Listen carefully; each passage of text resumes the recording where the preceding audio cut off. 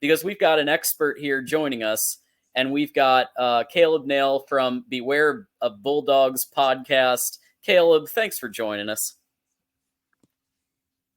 Oh, you're muted, my friend. Oh, thanks for having me. I muted myself so you wouldn't hear my 2-year-old, and of course I forget about it. But thanks for having me, guys. I appreciate it. I learned a lot listening to you guys when I was in the background, so I'm ready now. Hell yeah.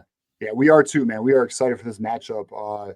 We know Fresno State's a very quality Group of 5 team. We're looking forward to learning more about it from you. Absolutely. No, this game is going to be a blast. I was looking at you guys, and of course, you guys got to rub it in. Everybody is wearing a 2023 champs hat, shirt, something in the background. Like I get it, guys. I get it. Yeah, it was a good year, man. It was. I would brag about it too. A little chaotic. Yeah. Hey, so Caleb, I moved to California, so I'll give you that. So I'm in Carlsbad. So. Oh, perfect. All right. Well, welcome to the dark side. So to kind of set, side, I should say, to set the stage here.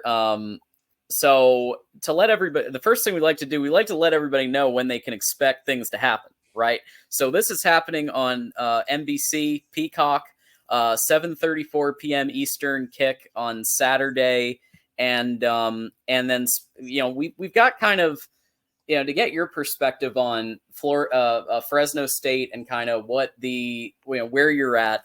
We've got kind of the line here, 21.5. Over under 45.5. But I want to ask you but beside just the betting lines, like talk to us about the general vibe of the team right now, and how high you think emotions are going to be running with now that Tim Skipper has taken over Fresno State since the prior coach, due to health reasons, stepped down. I'd love to just hear kind of where things are at there on the transition from Coach Tedford to Tim Skipper, and kind of how the team is feeling right now.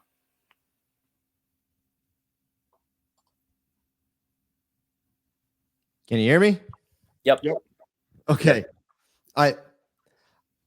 So what I heard was about Tim Skipper taking over Fresno State and the emotions behind it, and the kids and the fan base. So here, I'll give you a little story of what happened. We went to a kickoff dinner a couple weeks, probably a week ago or so.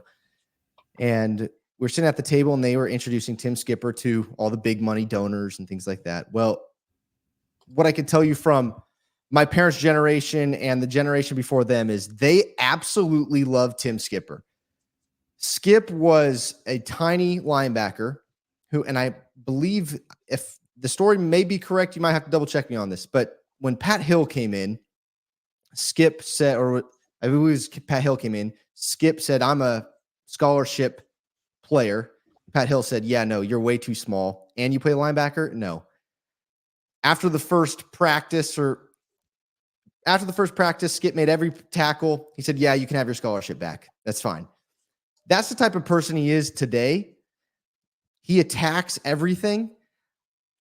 When they introduced him to the donors and the people at this dinner, he got a great applause, but it didn't end because the entire team was standing up in the back, screaming and yelling. They absolutely love him. He's a player's coach. He's very smart. He's driven.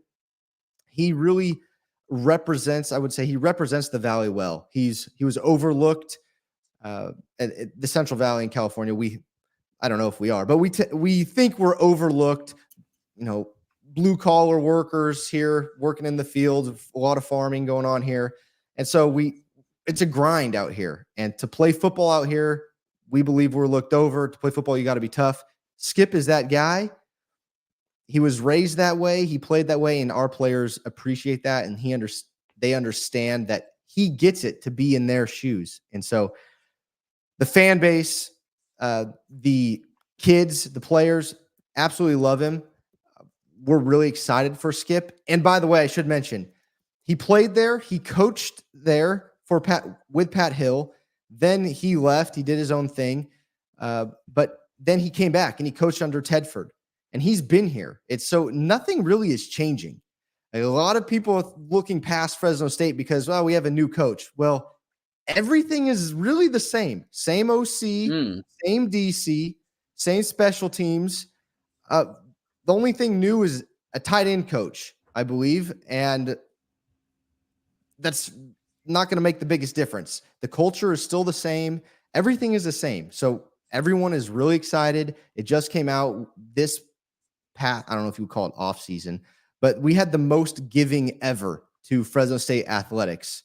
So people are fired up for Fresno State football 1 and athletics 2, the rest of athletics. So we're really excited. Did you guys lose any players in the transfer after the coach switch? We did not. Nice. Yeah, I was on the lookout for that, and I didn't see anyone. So that's a testament to the culture there.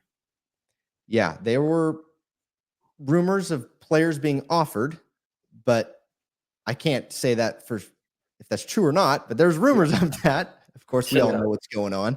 But yeah, they all stayed. They all love Skip, and these guys are brothers. They love each other, and just being able to talk to these players, it's a special group. It just so happens we have to start with the defending national champs. Yeah.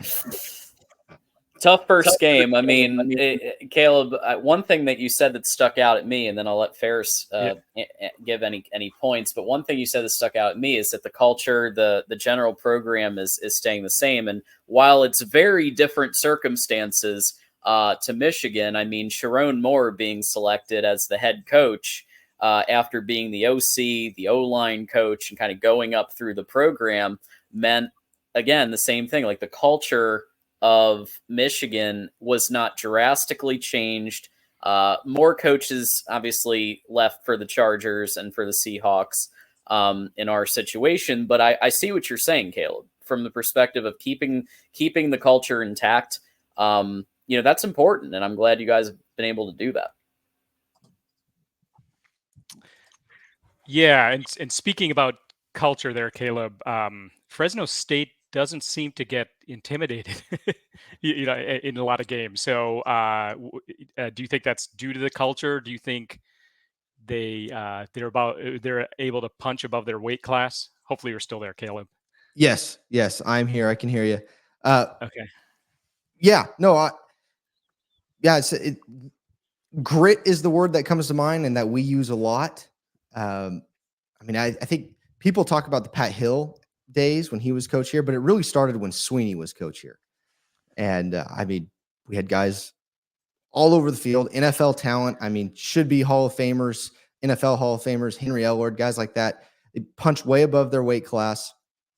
I think it came out today, 8 players made 53-man rosters in the NFL, former Fresno State players, and maybe more than that. So, this is a special place for sports. It's a special place for football. And this team, year in and year out, other than a couple when I was in college, was competing for conference championships. And that is the expectation in Fresno. We're not only going to compete for conference championships, but when we go play the USCs, the UCLAs, the Michigans of the world, or last year, Purdue, you're going to get our best punch. And it's up to you if you want to bounce back.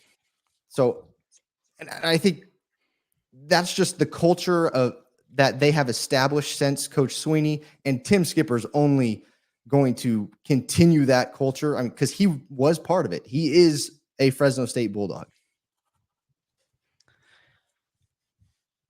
I had one other question, and that was, are you looking forward to your offense against our defense, or your defense against our offense? I'll say from our perspective, I'm excited to see our offense play against your defense, but I'm just curious on your end. Go ahead. I would agree with you. Just because of the question at quarterback for you guys, if you want to say the question or not, we said yes last night. Orgy's going to be the guy. Yeah.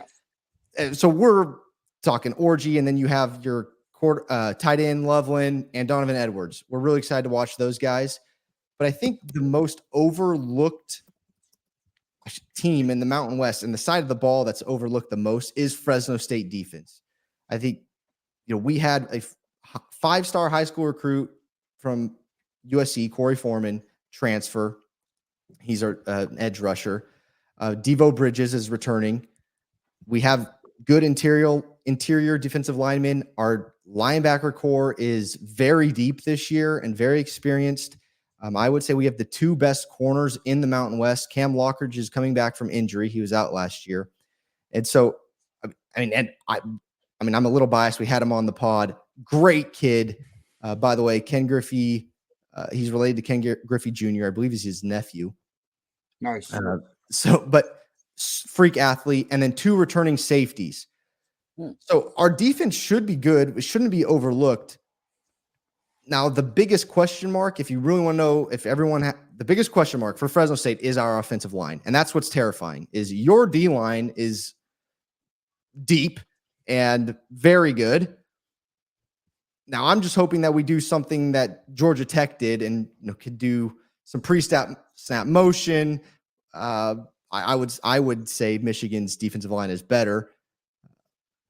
But, that's the biggest question mark is our left tackle position. And can we get a push? Can we give Mikey Keene enough time? But I am more interested in watching our defense go up against your guys' offense, where I would say there's more question marks on the Michigan offense than the Michigan defense. Got it. Yeah, that's fair. Well, and Justin, Justin wants to hear about the offense. We can start with the offense. Thanks for the $5. Does Fresno State play spread offense? And I'll chain off of that just to be like, regardless of what offense it is, who are the kind of people we should be keeping in mind when we're watching? Yeah, I'll start with the question. Does Fresno State play spread offense? I would say it's more of a multiple. Okay. So our OC, Coach McCann, Pat McCann, this is his third year. He's newer. I believe it's his second year calling plays. So I think he's starting to understand more of our strengths, what he likes to do. And by the way, this is the first season he's going to be calling plays from the field. So do we play the spread? Somewhat. Yeah, sometimes. Mikey Keene is okay. There's been big improvement. I'll start with this. There's been big improvement in Mikey Keene's body. He's sculpted his body more. He's a lot stronger. There was a lot of talk, he needs a stronger arm. He has to be quick with his reads because last year he didn't have a lot of time to throw the ball. So he was hit a lot. So then some people said he was injury prone. Well, it's hard to stay healthy when you get hit every other play. So, Mikey Keene, obviously very experienced, very talented quarterback. He's the number one name that people are going to look for. But when it comes to, I say our top players, Malik Sherrod, our running back, is threat number 1. I would say if you want to stop Fresno State, you're going to have to stop Malik, whether through the passing game or on the ground. And that's why it's key for our O-line to have success because we have to open up some holes for Malik. He's very slippery. He's quick. And then we have a nice 1-2 punch with Elijah Gilliam. He's our backup running back. It's going to be different tackling because Elijah will run you over. Malik is going to juke you out. Elijah is going to run you over. So you're going to have to, they're going to have to notice that and make adjustments. So I think those are 2 running backs, and Malik is really threat number 1. Through the air, Jalen Moss, younger guy, very good. We are missing our big tight end. He is day to day, or they say week to week. So we don't know if he's going to play, and that's Josiah Freeman. He's our tallest wide receiver, who was projected to be on the 2 deep. He wasn't listed in the 2 deep yesterday for the game. So we're hoping he gets there, but it's looking like probably not. And I wouldn't be surprised if the coaches just rest him this game and get ready for conference play. So then that leaves us with Mac Delana and Shadon James, transfer from Idaho State, and Raylan Sharp, transfer from Missouri State. All of these guys are shorter slot style wide receivers. So they're a lot quicker. They're not going to go I mean, Jalen Moss might argue with me, but they're not going to go win jump balls against Michigan DBs. So there's going to be, I think, a lot of underneath routes, short to mid routes ran, and then we're going to have to open that up with the running game. So, I mean, those are the guys we're really looking out for. Our starting left tackle from last year, the guy who started last year, Jacob Spomer, tore his ACL last season, and he's going to be out this game. So there is right now kind of an open competition for left tackle, which isn't fun to see, especially going up against a D-line like your guys'. So I don't know if that answers your question, but those are some names for you guys to keep an eye on. I would say Malik Sherrod, number one. How much time is Mikey King getting from the O-line? And then what happens with what does our coaching staff do with smaller, quick wide receivers across the board? So we got a question from Justin, $2 Super Chat. Do you think they'll throw against Will Johnson? So what do you think? Do you think you guys will test our All-American corner, or do you think what do you think Fresno State's game plan will be in terms of offensive strategy? I think it's going to have to be play action. Yeah.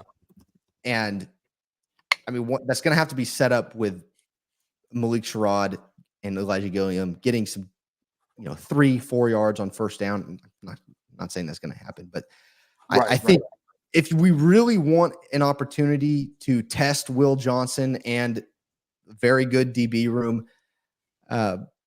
we're going to have to think that make them think we're running the ball. I think that gives us our best chance. And then that also opens up our tight ends in Jake Baus and Cameron Beecham, who are very big and strong tight ends that they'll be able to bang. And the problem is that, I'd love to say we're going to use our tight ends, but we're probably going to have to use our tight ends to block. So I'm thinking we're going to run more play action, underneath routes to our quick wide receivers, and that will hopefully open up the deep ball, or we slip Malik out in a screen every once in a while. It's hard to say right now, but that is my best bet. Yeah. So what are your expectations for this game? What do you think optimistically, what do you think this, what's it going to be like at halftime? What do you think it'll be like at the third quarter? For Michigan fans, we pride ourselves in being kind of the boa constrictor. And even if teams are kind of hanging around at halftime, we take care of business in third and fourth quarter. Do you see it like that? Or do you see, give me your sort of optimistic take on what you think will happen if everything goes right for Fresno State, halftime, third quarter, end of third quarter, and end of game. Yeah, halftime, I expect us to be in it. If it's the same Michigan that it has been, then I expect us to be in it if you're running the ball a lot and taking the time down, a lot of possession. I expect us to be in it.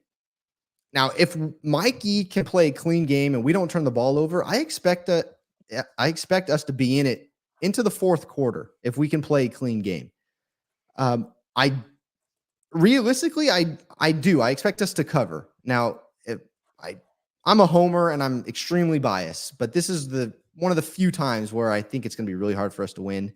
I would like us to keep it under 3 scores. And if we lose by 17, 10 points, I would be very happy. I think that would say a lot for going into the end of the season if we're competing for a Mountain West championship and we have one out after Michigan. Like, hey, look, we played Michigan tight for almost the entire game, and let's just say you score a garbage touchdown and win by 20.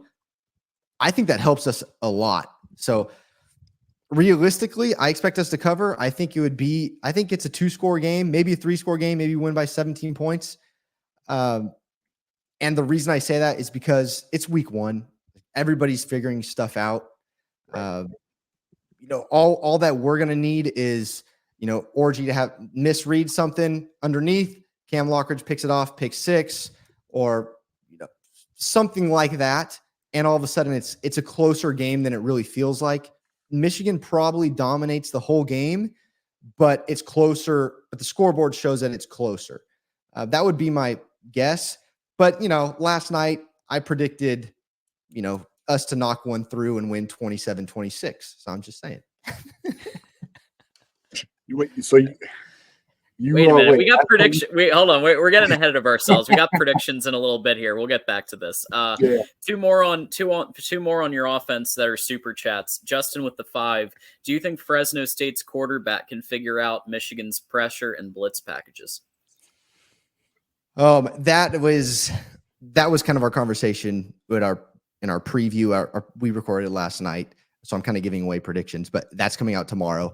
That was kind of our topic of conversation because, with them knowing that O-line has been our number one issue for the past couple of years, and our starting left tackle is out, and I would say arguably our best lineman is out in Jacob Spomer, there's going to be a lot coming. So do I think we can figure out pressure and blitz? So I think we can figure out, yes, I believe in our coaching staff. We can figure it out, and we can figure out the pressure and blitz packages. Now, can we stop it? That's another thing. It's going to be tough, and we're really going to have to rely on the short passing game, a quick passing game. And that's why I mentioned play action, but it's also worrisome because play action takes time. So we're going to have to do something to set those things up. So, so realistically, probably not. But it depends on where we double, and are we keeping Jake Boust and Cameron Beecham into block? If that's the case, then yes, then it's on our receivers getting off the line and getting open. I agree with your play action point. I think that if you're gonna get anything going on offense, you got to go play action. You got to go bootlegs. You got to create some opportunities out of nothing almost, and just and create it through the plays versus like out physicaling Michigan. I just don't see it. I think it's got to be like and I don't mean to compare you to Colorado, but early in the Colorado season with Sean Lewis as offensive coordinator, he designed a lot of things that were actually really that allowed Colorado to punch above its weight and cause problems for teams that they had no business, but it caused problems for some of the top of the country because of what he was doing. So one of those concepts was the play action bootleg. One of those and rollouts. Those are the types of things that allowed that team to have some success early in the season. Then he got demoted, but at least I agree with you there. Justin also has another question. Do you really think Fresno State can run the ball on Michigan defense all game? I think we just established that we're going to be that would need to be creating some plays aside from physicality, but feel free to elaborate there. If we're going to run the ball on Michigan all game, I would go back and watch the Georgia Tech's first drive on Florida State. That's how we will have to do it. A lot of pre-snap motion. Keep everybody on their heels, because we're not going to line up and say it's your guys against our guys and we're going to run down your throat. It's just not going to happen. I watched Michigan do that to Penn State. Penn State couldn't keep up when Michigan did that to Penn State. And Penn State, they got some legit players. And I don't think we can do that. So it's going to take a lot of pre-snap motion, disguising things, sliding your protection different ways. And by the way, I wouldn't say Mikey Keene has the mobility that Haynes King has. So there's a lot of difference there. So I'm not saying that we're going to do that, but we're going to have to disguise a lot and do a lot of pre-snap stuff. So it's going to be tough for us to run the ball on Michigan. So no, I don't really think Fresno State could run the ball on Michigan's defense all game. Would I love to? Yes, because I'm old school kind of guy. Like run it down your throat. That's Fresno State. So we'll see. But no, it's not going to happen. We like to throw the ball a little more. Any final comments from TJ or Ferris on the Fresno State's offense before we switch to defense? No, I mean, was there any injuries we should? I mean, you talked about the tight end potentially, not playing week 1. Is there any other players who might be questionable or, are questionable to play week 1? that we should be aware of? Sorry, it wasn't the tight end. It was one of our wide receivers, Josiah Freeman. Okay. Yeah, Josiah Freeman is our taller 6'3" jump ball guy. So he is questionable.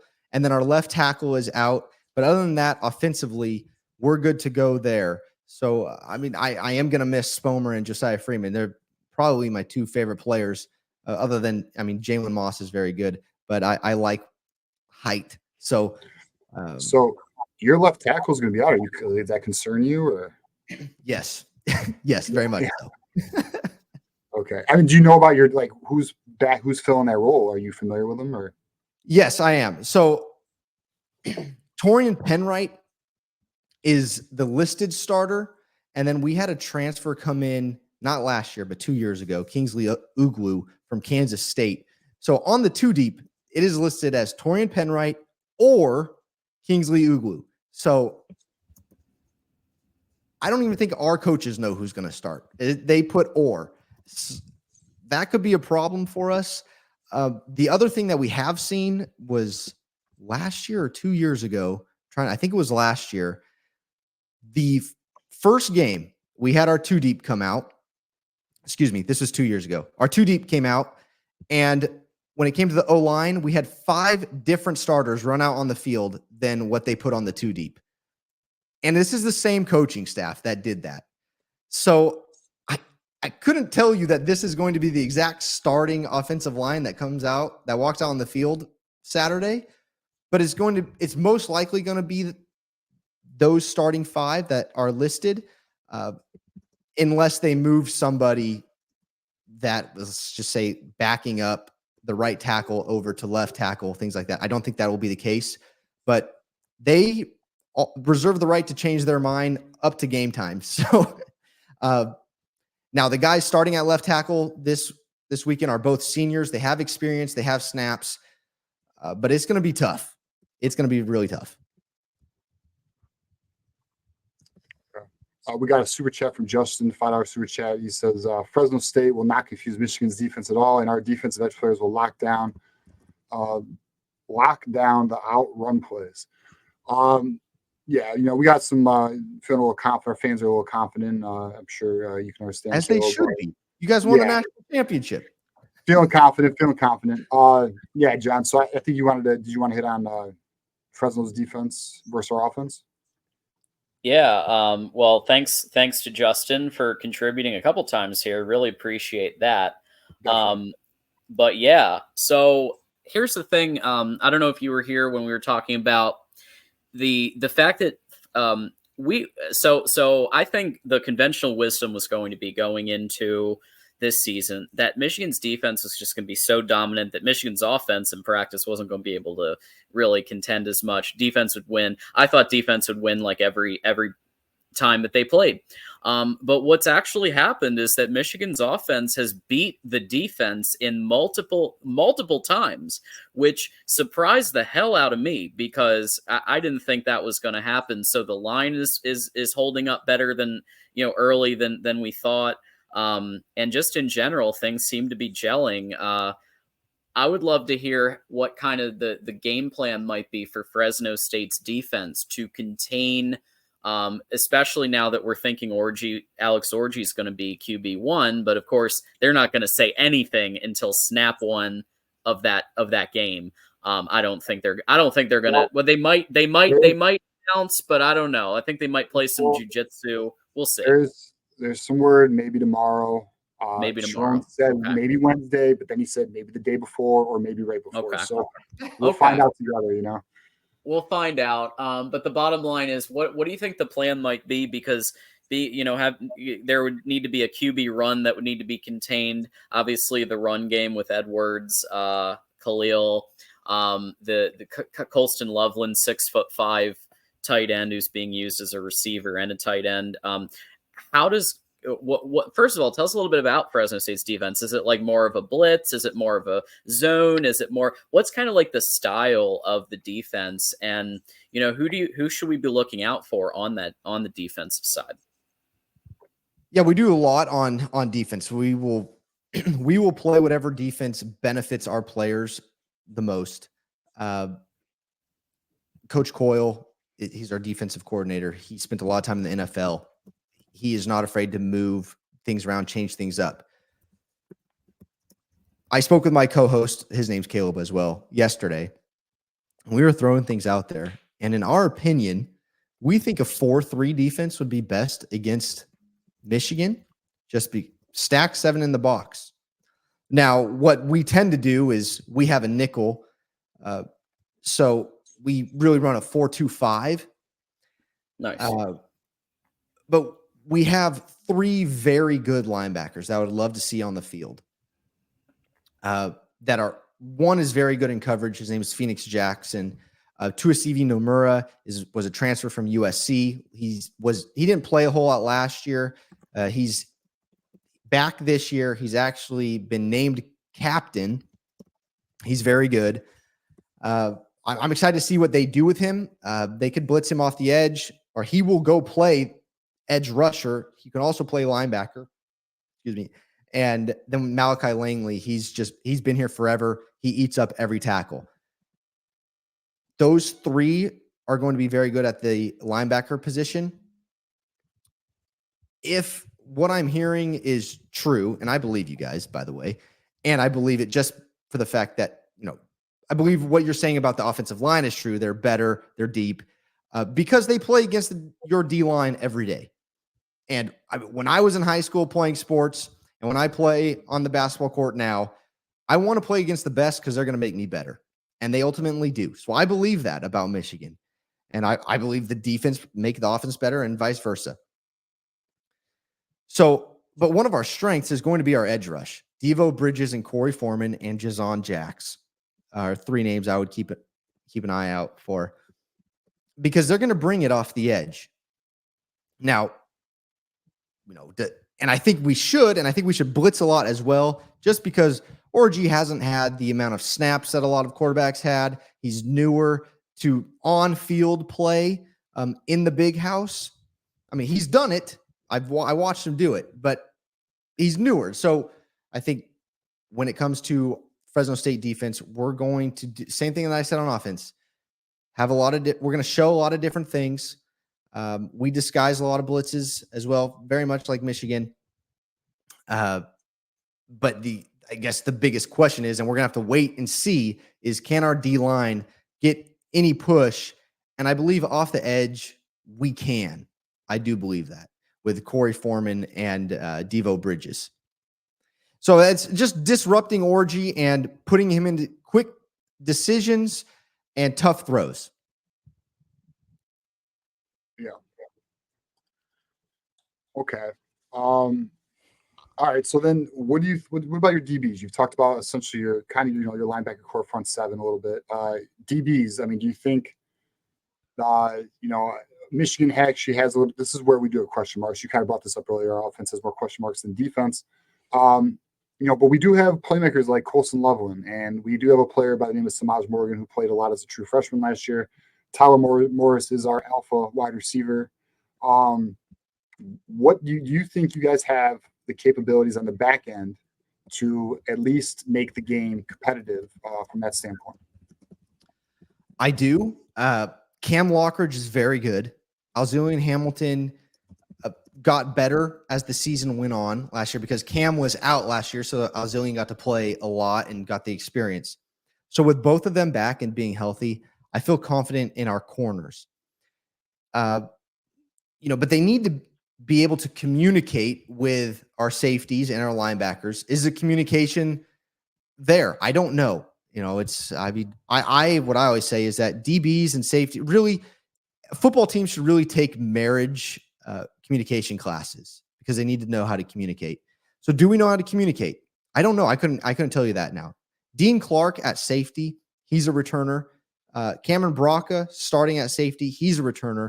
These guys hit really hard. Now, if you have a speedster, and we're in zone, you may be able to outrun us. So there's the question mark there. I think, if we can man up on the edge and stack the box, I believe in Cam Lockridge and Alzillian Hamilton to be able to play with those guys. And then now the question is, can we keep up with Loveland? Can our linebackers keep up with Loveland? I'll tell you Sunday morning, because I don't know. I haven't seen it yet. Because Phoenix is quick enough, yes, but he's a little smaller. And then Malachi, he's big enough, but I don't know if he's quick enough. I couldn't tell you yet, so we'll find out. But I really like our DB room. At nickel, we do have a new starter. It's a transfer, it's RJ Regan from Oregon State, I believe. He's a younger kid, sophomore, junior. And but he beat out our returner and Justin Houston. He's been injured. He's been battling injuries, but he's a long, lanky player, very athletic, and he beat him out. So I haven't seen Regan play, so I couldn't tell you how he's going to match up, because he's most likely, being the nickelback, he's going to guard the slot. So we'll see. That's a question mark for us on defense, because we just haven't seen him play. We hear good things about him. He beat out the guy that has been there, but we haven't seen him play. So what's going to happen in the slot is a good question mark. But I would, Dean Clark and Cameron Brock at safety are going to come downhill quick and hit really hard. That I can guarantee. Okay. Nice. All right, John, did you want to get into predict or keys of the game? Let's go keys to the game. What does Fresno State need to do? I think you mentioned there was a last-second field goal that might win the game here for Fresno State, or was that a different game? But if that were the case, I mean, what would Fresno State, beyond a last-second kick, like what would they need to do to secure this win? I think typical football speak here, but we have to be clean. We cannot turn over the ball. If we give you guys extra possessions, it's over. So we cannot turn over the ball, and especially games like this. No turnovers is one. Two, we have to give Mikey enough time to throw, because if Mikey's getting crushed all game, I mean it's natural for a quarterback to. I don't want to say be scared, but he's going to second guess himself every time he drops back. So we have to protect Mikey, and that is really something that's going to have to be all year. So, and once again, that is a clean pocket helps us not turn over the ball. So those are my main two on the offensive side. Defensively, we have to force turnovers. I mean, Cam Lockridge and Alzillian Hamilton have to be how do I want to say? They have to be consistent.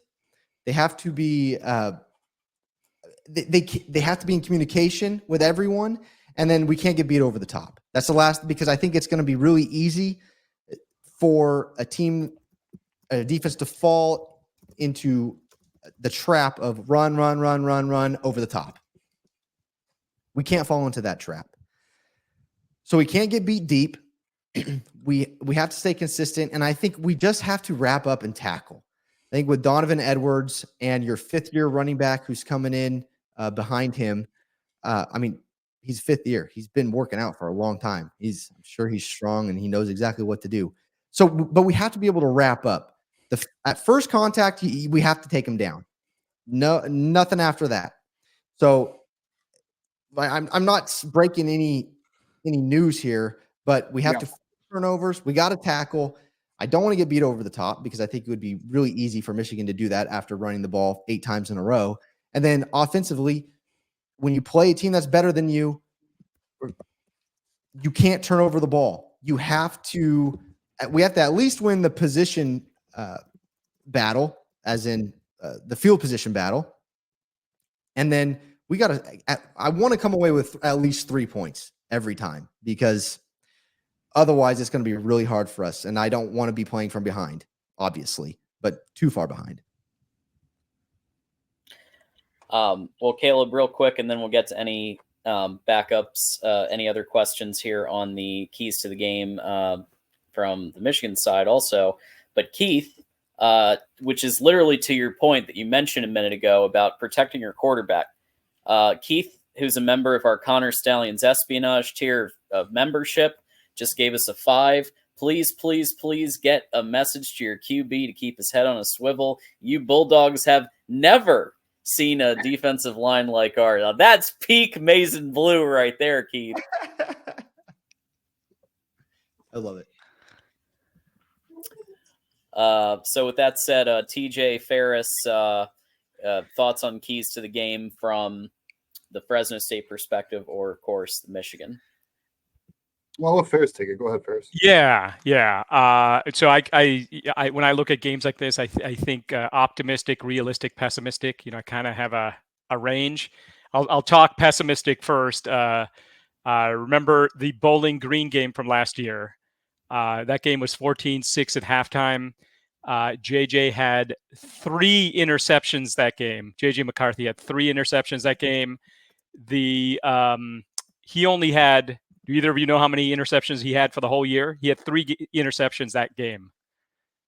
He had 4 for the whole year. He only gave up 1 interception for the whole rest of the year. So that was kind of the worst case scenario. It was 14-6 at halftime. Michigan did pull away. Fresno State's a better team than Bowling Green, though. So that would be the scenario where it is, fourth quarter and we're not feeling that great about Michigan. And, maybe it's feeling like that Maryland game or something like that from last year. Realistically, I think, Michigan is going to do one of 2 things. They're either going to be hold everything close to the vest and just be methodical, and then it'll be relatively low scoring, but they should be able to get to 21 points or win the game by more than 21 points. Optimistically, they're just going to, Orgy's just going to throw the ball all over the place, or Davis Warren. They're going to throw the ball all over the place, and they're not going to worry about keeping it conservative at all, because they want to put more stuff on film for Texas. If that's the scenario, then you're looking at potentially a blowout. So I'll go realistic. It'll be right around the spread, right about what's the spread? 22 or 21? 21 and a half. 21 and a half. Okay. So it'll be, I'll say it's right at that, maybe slightly under 21 point win. And part of it is that Michigan is not going to be conservative. They're going to try to prepare. The reps for preparation for Texas are more important than not showing the playbook. That would be my call. Yeah, I think that's fair, Ferris.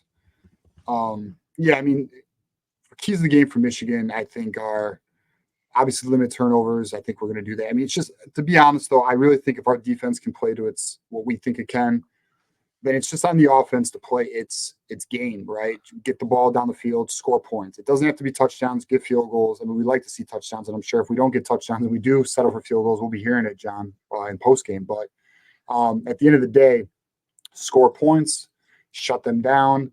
That's what we're going to go for. I think, and especially because your left tackle's out, we already kind of saw this anyways. Like, we're going to dial up pressure. Winks. Now, are we going to go deep into our bag? No, I think it'll be simple pressures, maybe just, rushing 4 or potentially sending a blitzer here and there. But I don't think it'll be anything too complex, unless, we find ourselves in a dire situation in the fourth quarter. I think then we'll open the playbook. But I mean, we just got to play our game and see if Fresno State has come to play. And I think the way the game shakes out will determine how deep Michigan opens the playbook, because, I mean, like Ferris alluded to, we're going to definitely try to limit the playbook as much as we can before our big matchup week 2.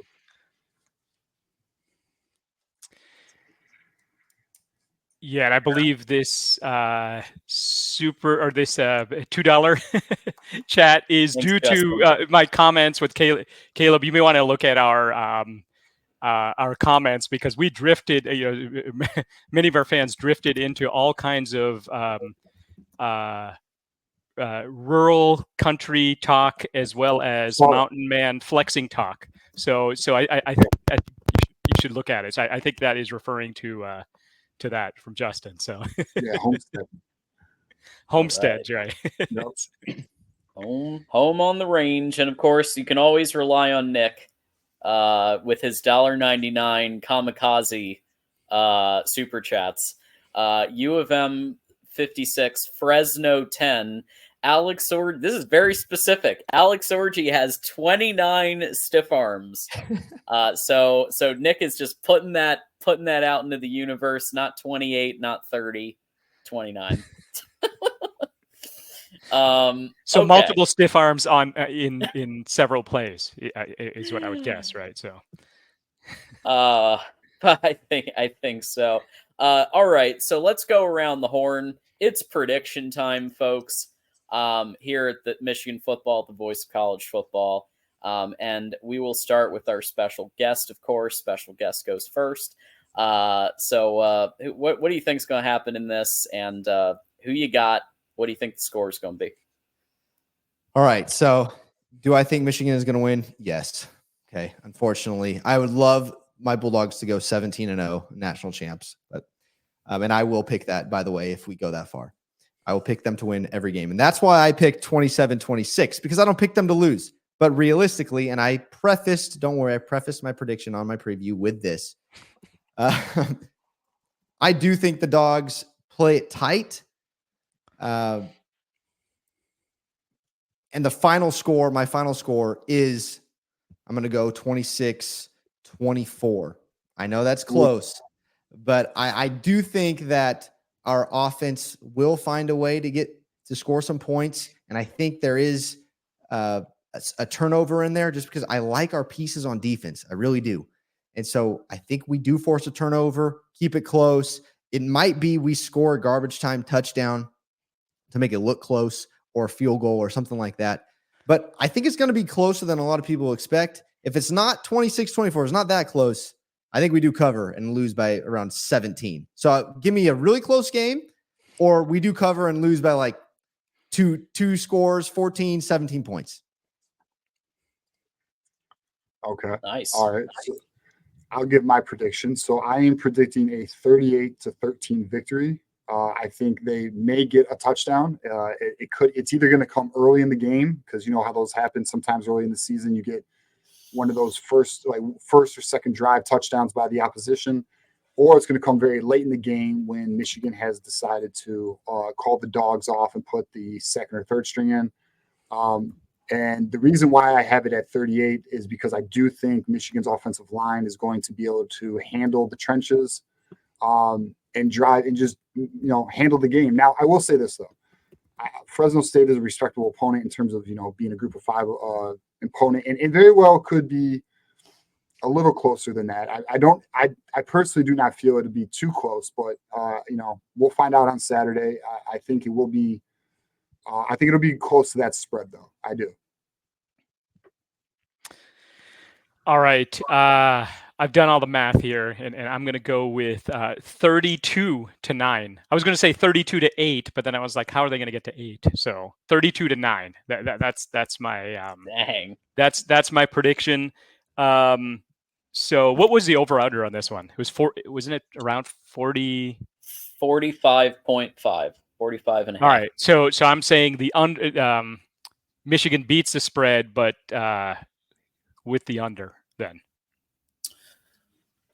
Okay. Thought about this.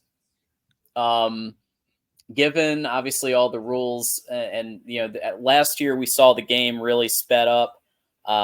So the big predictions that we had early in the season didn't really pan out because the game is just going so fast. I'm going to give Fresno State a little bit of credit in terms of keeping the score to 14. So I'm thinking 27-13 Michigan win. The reason being that it's going to be Alex Orgy's first game as full quarterback. They're going to be figuring a lot out. At the same time, I think the defense, because there's 4 returning starters plus one that was kind of he's kind like Ernest Hausman, kind of a returning starter. If we're being real, he's like 1B in his position. 27-13 feels right to me, but again, it's a crapshoot. We'll see, but that's that. I mean, look, y'all, stay tuned. 7:34 p.m. Eastern kickoff. Caleb thanks for giving us so much time and being patient and getting in here. It's been what we called this the mega show. Been covering a lot of stuff tonight. So we appreciate you hanging in with us here. Give people a final thought and where can they find you? Oh, thanks for having me, guys. I really appreciate it. It was a good time. Learned a lot. I'm excited for football season. I am on X, Caleb_Nale, Nale. You can follow Beware Bulldogs on X, Beware_Bulldogs. We're on YouTube as well. We have a good time. We cover Fresno State, talk Mountain West all year long, football, basketball, baseball. It's a lot of fun. And I saw something in the chat. Does Caleb think Michigan is a playoff school or a playoff team this year? I don't know, guys. I don't know. It's going to be tough with Oregon, but I think you're way better than Penn State this year. Put it that way. And people are talking about Penn State. Yeah, they always do. Yeah. Well, thank you so much for having me. Do you think that Fresno State is has a shot at the play, even if they lose to Michigan? I do actually. Yeah. Realistically, this is real, no joke. And I mean, my prediction wasn't really a joke, but I like that pessimistic, realistic, and what'd you call it, Ferris? Optimistic. Optimistic. Okay. So you got my optimistic score, and it was a loss by 2. But my realistic score is more like what John's score is. But yes, G5. I like Memphis, Liberty, Boise. Those are all good schools and good teams this year. If Fresno State runs the table, let's just say we have one loss to Michigan and we win the Mountain West, I think there's no doubt that we get in. This team, Boise is our toughest contest in the Mountain West. We don't play them this year in the regular season, so we would see them in the Mountain West Championship. I think the biggest threat is Liberty going undefeated because they don't really play anyone. So Liberty going undefeated this year would probably be the G5's best bet.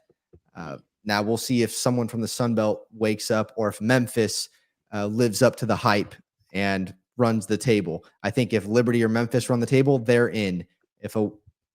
Fresno State and Boise State could have something to say if Fresno State runs the table after, and they got to put up a good fight against Michigan. I would say that because if there's undefeated Liberty and a one-loss Fresno State team that loses by 2 points to Michigan, there's going to be a conversation there. And on that same topic, Drufus, thanks for the 2 biggest games on Fresno State's schedule that are not Michigan. I would say, UNLV is probably the first one. And then I would say Colorado State. I think Colorado State's being overlooked this year. They have a pretty good quarterback and actually a local kid from Fresno, Torrey Horton, is a wide receiver over there. They're very good. And then I would say Air Force as well. They don't return a whole lot of production, but we know those academies, like those kids have been there forever. They know what's going on. They're big and strong. And then we play them late in the season in Colorado Springs. So if it's snowing in Colorado Springs against a team that runs a triple option and runs the ball all the time, I would be a little bit worried. So those are probably, and then we go to the Rose Bowl and play UCLA, but that's our last game of the season. They're going to be beat up after their first year in the Big Ten. And granted, the last 4 times we played UCLA, we are 4-0 in the Rose Bowl against UCLA. So I like our odds against UCLA at the end of the season after they just played a gauntlet in the Big Ten. So, those would be our biggest games. Yeah, I'm rooting for Fresno State in that game. Yeah, UCLA's headed for kind of a rough season, I think. Yeah, I think so too. It's we call that a building season right there. That is a building season for UCLA. It's not even year 1; it's year 0. Yeah, year 0. So you got a shot, man. You got a shot. 4-0, baby. Hey, absolutely. Okay, and of course, Nick with the has to wrap us up with this. Is Fresno ready for? Well, you can read it. An overwhelming word. If we win in Fresno, there will be a massive, overwhelming orgy. I can tell you that. There it is. There you go. That's a good answer. That is a good answer. Can we start the petition to change the last name, though? Can we? I feel like we got to change. The fan base is loving it, man. Okay. It's catching on love here. it. Yeah, they love playing with that one. Caleb, beware of Bulldogs podcast. We really appreciate you being on, man, and we encourage everybody to check out the show. Appreciate Yeah, it. definitely. Thank you for coming on. We do appreciate that, and maybe I'll send some tweets your way before the game on Saturday, and we have a little fun. I'm all for it, man. I'm all for it. It's all love here. Absolutely. Super interesting. Thanks again. That was great. Oh, Thanks, Caleb. Thanks for having me, guys.